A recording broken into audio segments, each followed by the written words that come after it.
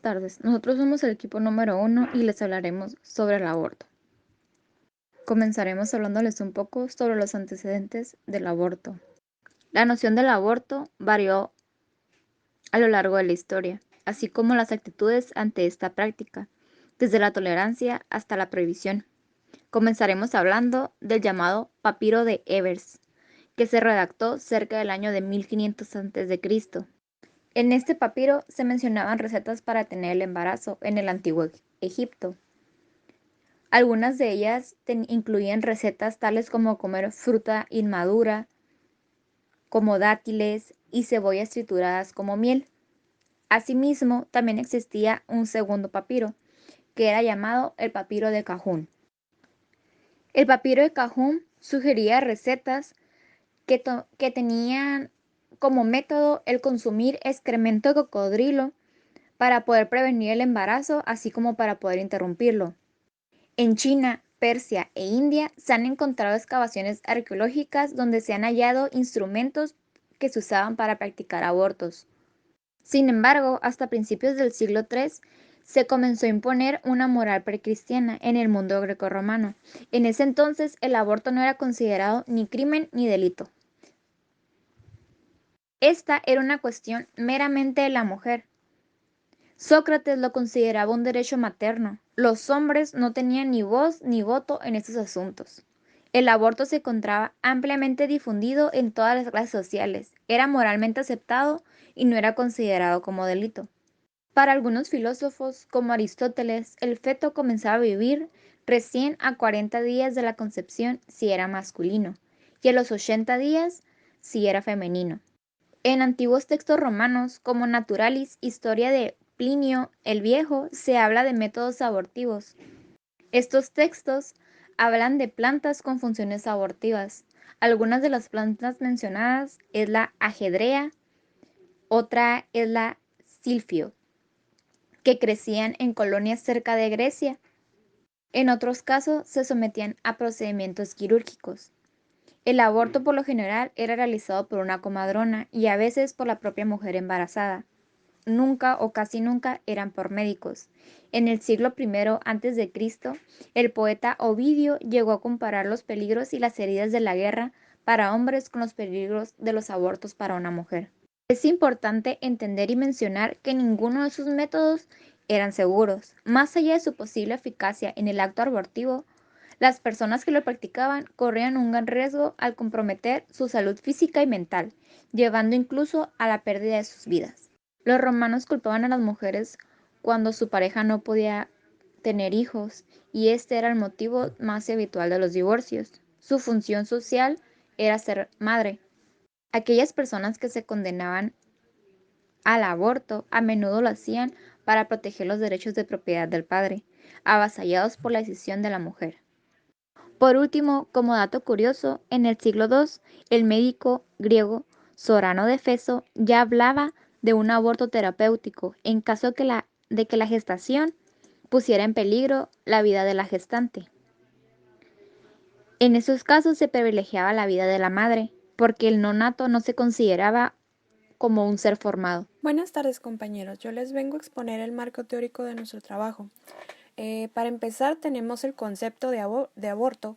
Nuestro concepto es jurídico, ya que está del Código Penal para el Estado de Baja California, el cual nos dice que el artículo 132, concepto, para los efectos de este código, aborto es la muerte del producto de la concepción en cualquier momento de la preñez. Aparte del concepto jurídico, conseguí otro que nos da la Real Academia Española, que dice que el aborto es interrumpir de forma natural o provocada el desarrollo del feto durante el embarazo. Algunos de los descubrimientos los encontré en un libro, el cual nos explica pues muchos mitos que viene con el tema del aborto. Uno de ellos es que el síndrome post-aborto no es un diagnóstico psiquiátrico válido, ya que no existe evidencia científica para corroborar la idea de que las mujeres que tienen aborto sufren el supuesto síndrome posaborto. Debido a la falta de evidencia científica, la Asociación Psiquiátrica Americana no reconoce al síndrome posaborto como un diagnóstico legítimo de salud mental. El siguiente dato Nos dice que los procedimientos de aborto efectuados por profesionales de la salud capacitados en condiciones pues higiénicas son mucho más seguros que el embarazo y el parto.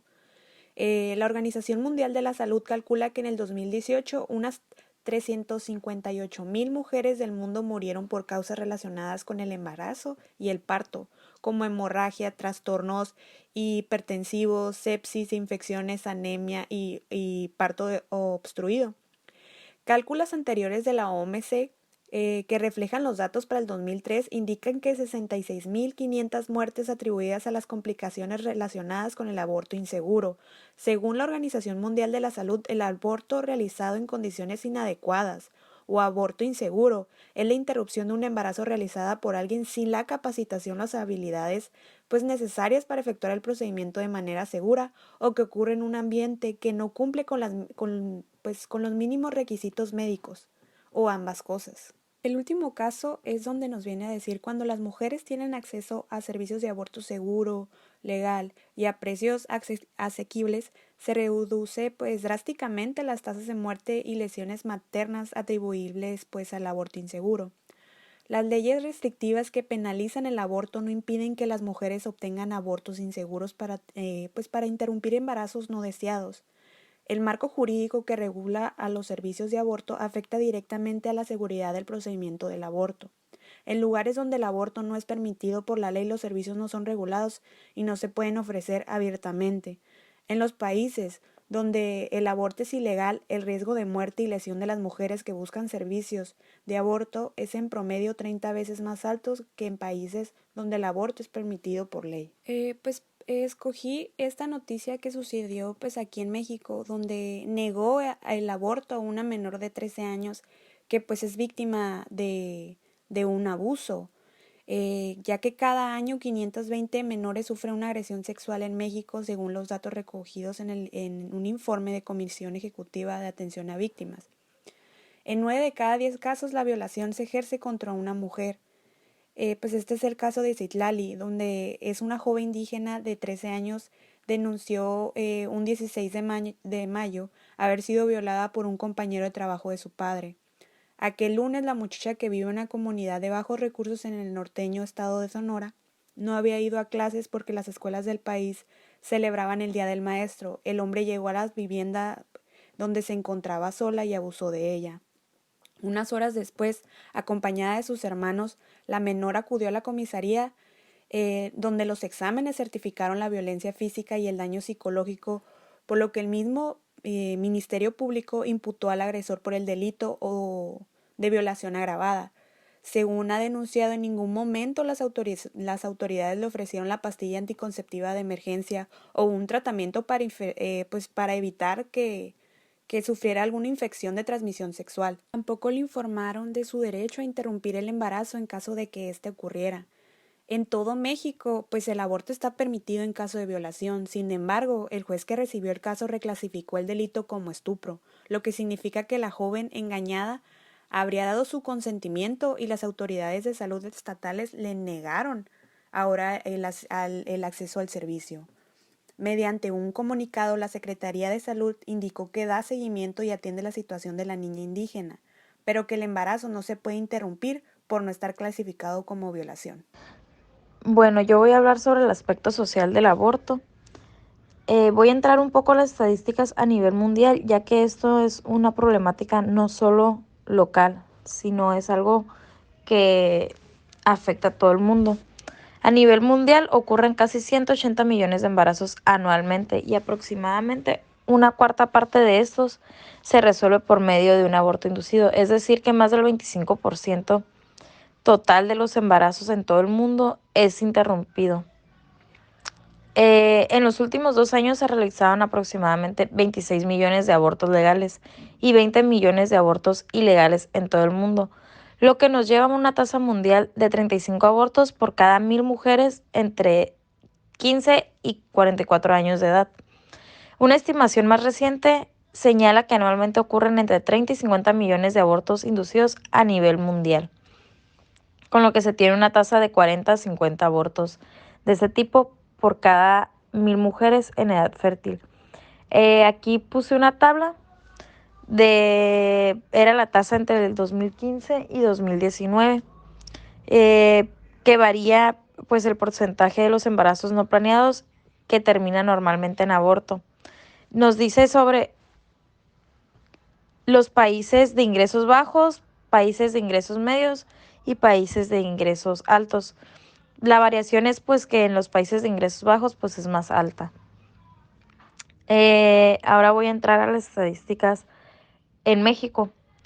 A pesar de que en la actualidad pues existen gran variedad de métodos para el control de la fertilidad y de los embarazos no deseados, el aborto es el problema a los que se enfrenta una mujer cotidianamente, y de todos los tipos de edades y sectores sociales.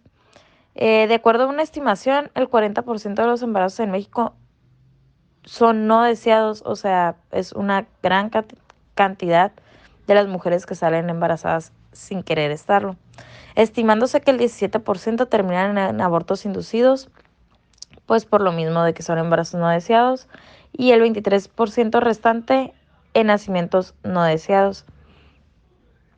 Al realizar el análisis, encontramos un resultado sorprendente, ya que el 38% de las mujeres consideraban que el aborto debería legalizarse, un 12% bajo ciertas circunstancias, pero el 42.6% de las mujeres consideran que no debería de legalizarse a pesar de que ellas mismas se han sometido a un aborto. Este resultado refleja lo difícil que es el tema, pero por la magnitud del problema es necesaria la discusión. Una explicación a este hecho es que la mujer se ve obligada a realizarse el aborto aunque esté o no esté convencida por diferentes aspectos que son morales, religiosos, afectivos, el núcleo familiar, etcétera. Un aspecto más es la clandestinidad de la práctica de los abortos, que presenta consecuencias para la salud y la vida de la mujer, especialmente para el caso de las mujeres pobres, las de menor nivel educativo, las jóvenes y las que habitan en zonas rurales. Estos factores influyen necesariamente en la opinión sobre la definición del aborto de acuerdo a las complicaciones presentes durante la interrupción voluntaria del embarazo. En el estudio que encontré, pues nos dice que el 42% de las mujeres consideran que no debería de legalizarse el aborto, pero la mayoría de estas lo han practicado, y esto es porque saben la complejidad que esto implica, más todos los riesgos que, que pues están latentes a ocurrirles. Y pues es que todo esto se realiza de manera pues clandestina, la mayor parte. Después dejé una otra gráfica sobre los tipos de abortos. Después voy a entrar a un estudio que hizo la INEGI, perdón, de características de las defunciones fetales registradas en México durante el 2019. El 83.4% de los fallecimientos ocurrieron antes del parto. El 15.4% durante el parto y el 1.2% no fue especificado. O sea, no se tienen datos. El 89.2% de mujeres que tuvieron embarazo que derivó en la muerte del producto manifestó no hablar alguna lengua indígena, en tanto que el 5.7% indicaron que sí la hablaba. Las mujeres de 25 años de edad, con 1.230 casos, 5.2%, son las que presentaban mayor frecuencia de embarazos con complicaciones que terminaron en la muerte del producto. Después me puse a investigar un poco más sobre, pues ya entrando más a las posturas. Y pues en una página encontré algo relevante que me llamó mucho la atención, ya que dice que el aborto debe ser legal porque la mujer tiene derecho sobre su propio cuerpo. Entonces dice, ¿tiene una persona derecho a decidir sobre su propio cuerpo? Sí, pero hasta cierto punto. ¿Puede alguien eliminar a un vecino ruidoso solo porque molesta a sus oídos? es claro que no, pues esto no puede ser. Es igual en el caso del aborto. La mujer estaría decidiendo no sobre su propio cuerpo, sino sobre el de un ser humano que no es ella, aunque esté temporalmente dentro de ella.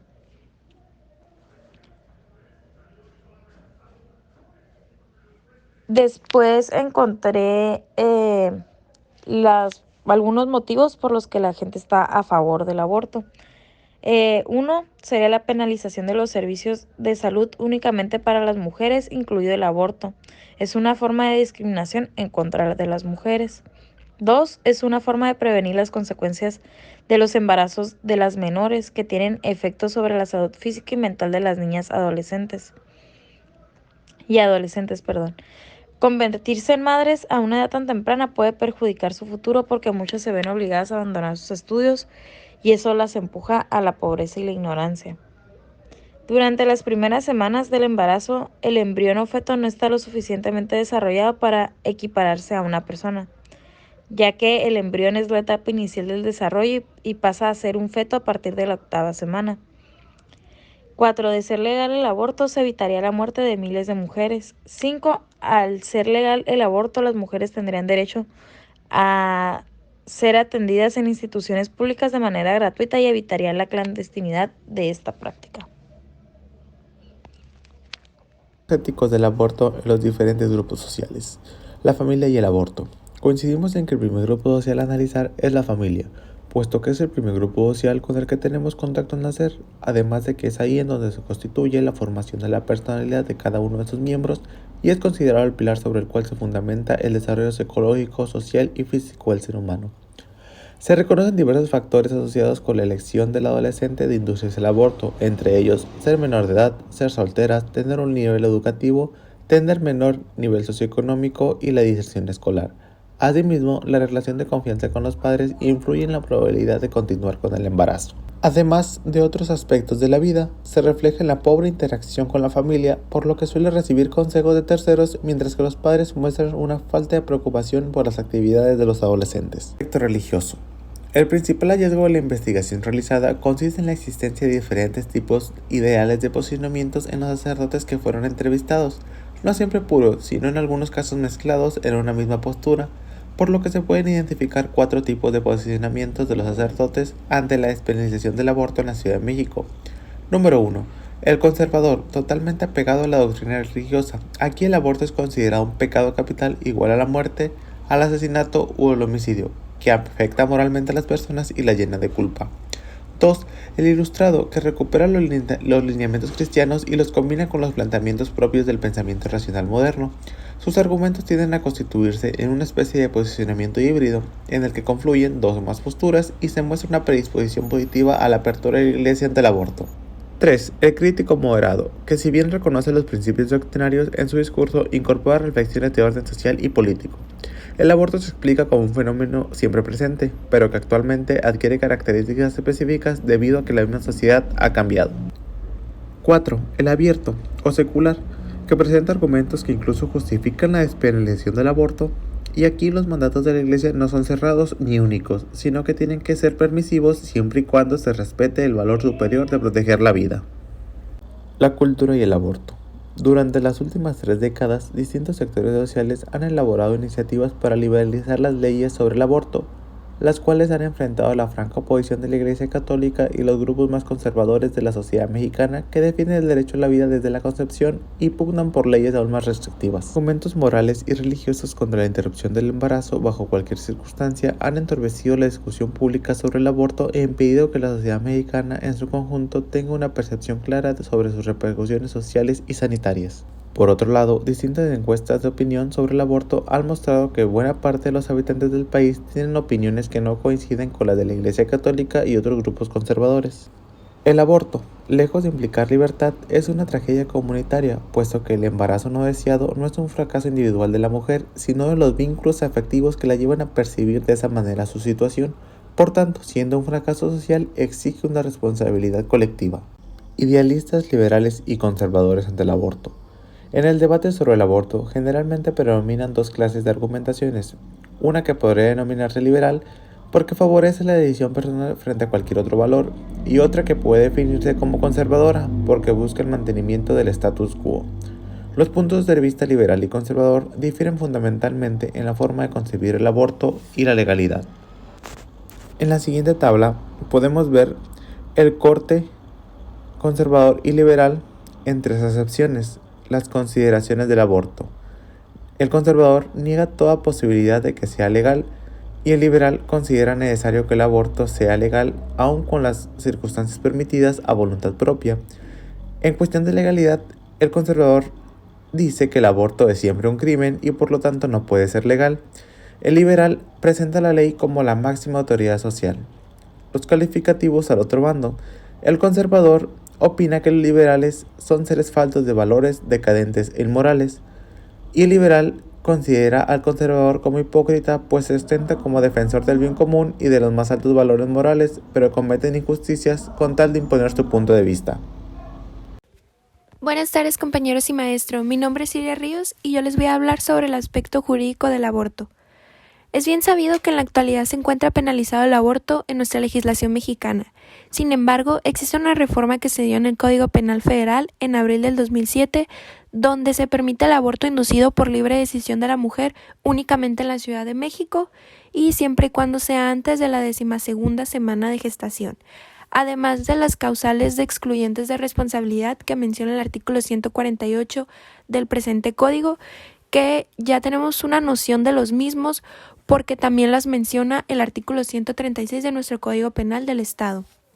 Por ejemplo, que el embarazo sea producto de una violación o inseminación artificial sin consentimiento por parte de la mujer, que se encuentre en peligro la salud o la vida de la misma a juicio del médico o los médicos que la asistan, o bien sea resultado de una conducta culposa de la mujer.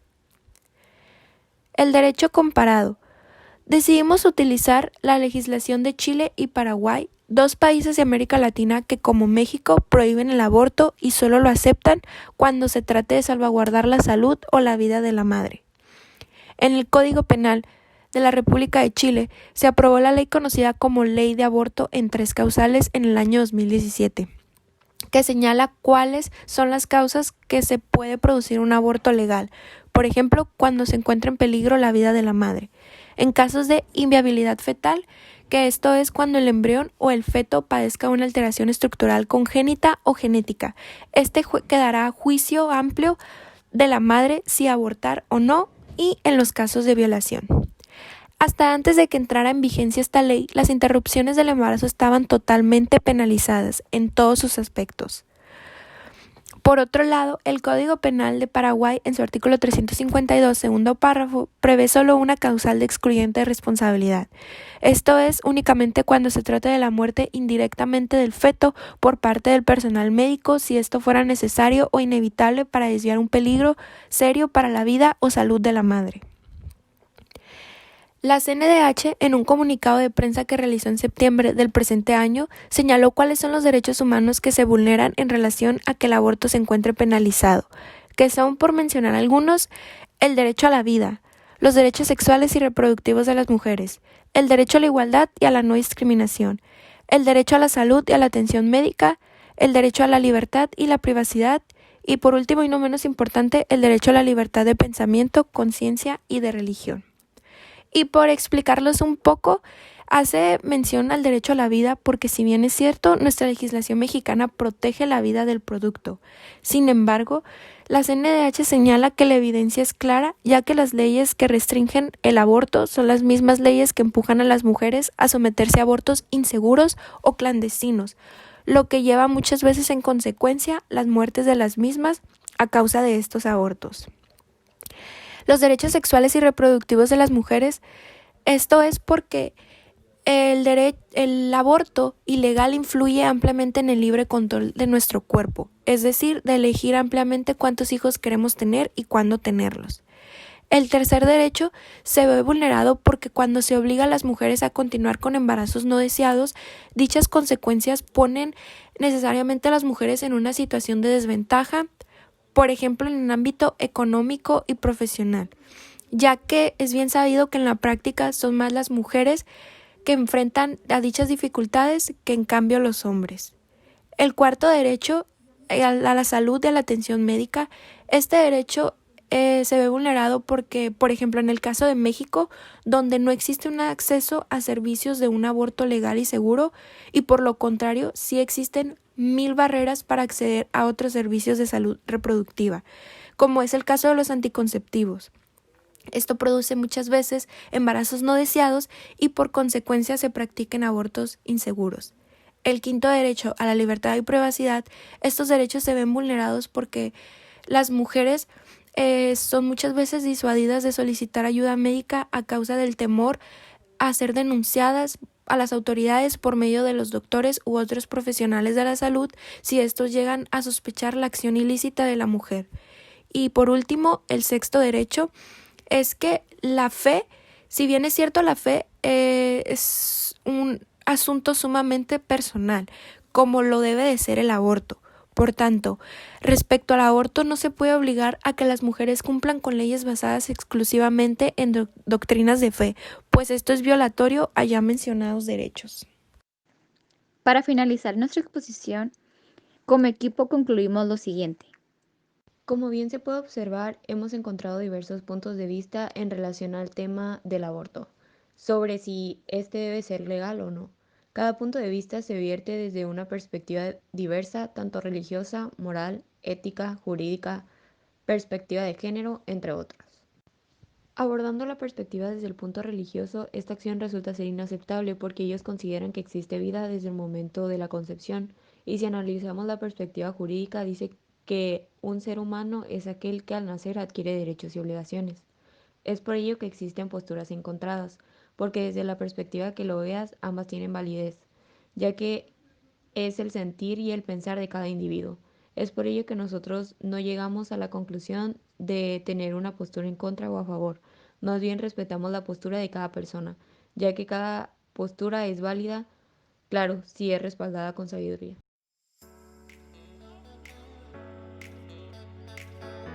Muchas gracias por su atención.